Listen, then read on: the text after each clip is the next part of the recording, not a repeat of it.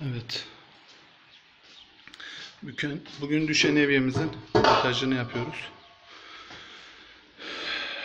Yerinden düşmüş. Bunun altı temizlenip montajı yapılacak.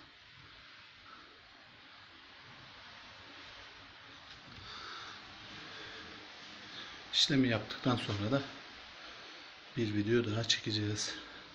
Burada tesis acil yardımlar konusunda düşen evye montajı için de hizmet veriyor. Ankara genelinde evye, lavabo altı düşme sorunlarınızda bizi arayabilirsiniz.